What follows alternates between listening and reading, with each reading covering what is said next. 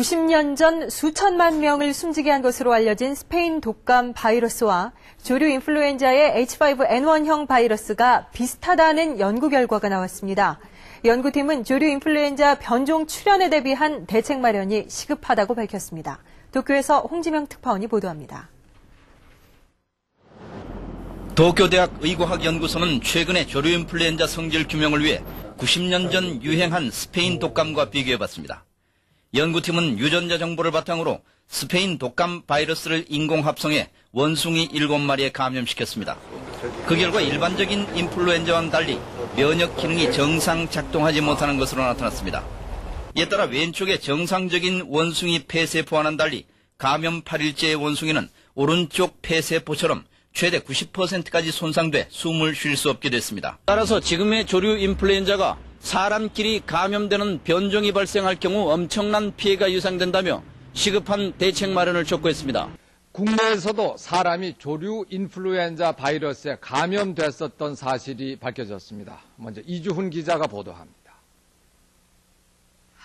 조류 인플루엔자 AI 바이러스인 H5N1에 감염된 것으로 판명된 사람들은 모두 4명입니다.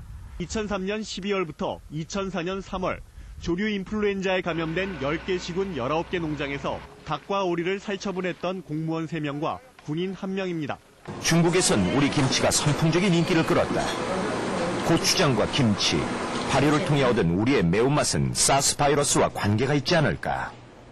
그런데 우리는 김치에서 추출한 특정 물질로 코로나 바이러스를 사멸시키는 데 성공했다는 국내 연구진을 만날 수 있었다. 코로나 바이러스에 김치균을 투여하자 시간이 지나면서 세포가 말라 비틀어져 갔다.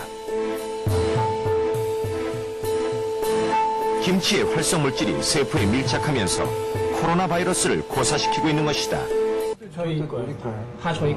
강사욱 교수팀이 지난해부터 실험을 거듭하고 있던 것은 다름 아닌 조류 독감 바이러스. 봅시다.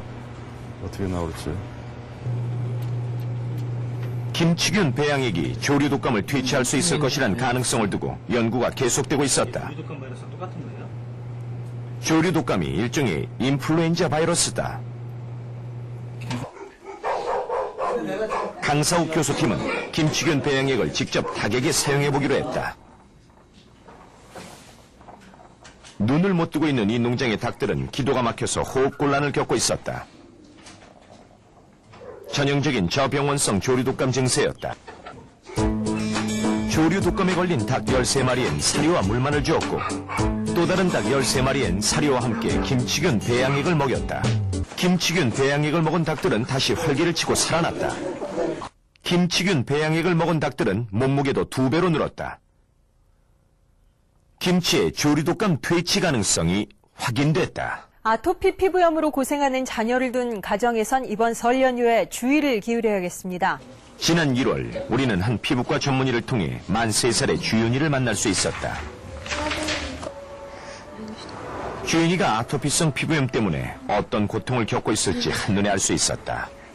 밤에 막 1시간 이상은 못 자고 계속 울고 막 그럴 때 너무 힘들죠. 애는 막 피가 몸에서 막 철철 흘러내리는데 아무것도 해줄 수 없을 때 그때가 제일 마음 안타깝죠. 발효 과정에서 김치 유산균이 만들어내는 물질에 관심이 집중되고 있다. 아토피 환자인 주윤이에게 먹기를 권유한 것은 바로 이 김치 추출물이다. 목, 팔, 다리 등의 아토피 흔적이 거의 사라졌다. 주윤이를 3주 만에 이렇게 변화시킨 것이 김치의 힘이다.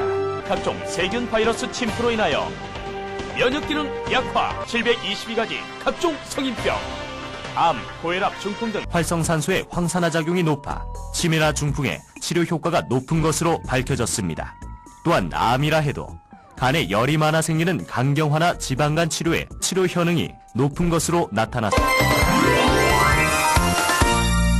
세계적으로 유명한 장수마을 사람들. 식탁에 빠지지 않는 것이 있으니 바로 유산균. 오늘은 유산균이 체내에서 어떤 역할을 하는지 실험을 통해 알아보고 오늘 유산균의 재발견이라는 주제로 시작을 해봤습니다. 네. 유산균 하면 뭐 위와 장에 좋다는 건 다들 알고 계실 것 같은데 우리가 알고 있는 거 말고도 비밀이 숨어 있나 봐요. 비밀. 오늘 예. 내용이 정말 기대가 됩니다. 네. 최근에는 그 유산균하고 그런 우리 몸의 면역 기능과 밀접한 관계가 있다는 그런 의학적인 논문들이 많이 나오고 있습니다.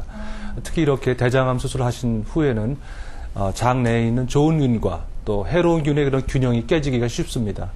따라서 이렇게 의도적으로 많은 유산균을 섭취하게 되면은 장 안에 좋은 균의 비율이 올라가기 때문에 우리 몸의 그 면역 기능이 좋아져서 염증도 억제하게 되고 이런 유산균들이 종양 발생, 암 발생을 억제한다는 그런 보고들도 나오고 있습니다. 나이가 들게 되면서 좋은 균의 비율이 조금씩 줄게 됩니다. 그래서 장 건강이 나빠질 수가 있는 것이죠. 유산균 하면 이제 뭐 위와 장을 떠올릴 수가 있어요. 또 광고에도 많이 나오고 그래서. 근데 유산균이 어떻게 우리 위와 장에 도달하는지 궁금하시죠? 이론균, 유산균.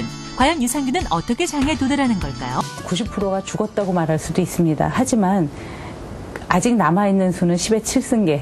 그러니까 10의 7승계면 1000만 개죠.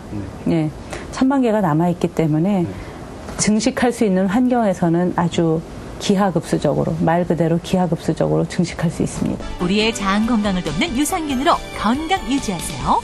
특히 소장을 거쳐서 대장 안, 큰 창자에 도달하게 되면은 유산균들은 그때부터 본격적으로 증식을 하게 됩니다. 네. 큰 창자 안에는 저희가 먹은 여러 가지 섬유질, 섬유소들이 많은데 섬유소들은 유산균들이 굉장히 좋아하는 그런 음식이 됩니다. 그래서 대장 안에서 아주 본격적으로 증식을 하게 됩니다. 유산균이 위와 장뿐만이 아니라 간에도 좋다고 하는데요. 사실 확인을 위해 한 연구소를 찾았습니다. 이 연구소는 유산균 음료가 간 기능 개선에 효과가 있다는 연구를 여러 대학과 공동으로 진행했다고 하는데요.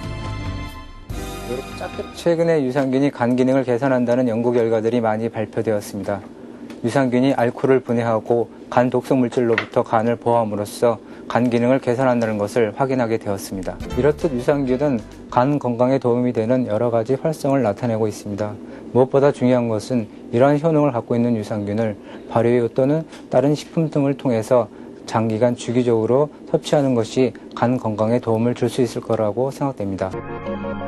우리의 식도와 위를 거쳐 장에 도달하는 유산균은 소화 기능을 돕는데요.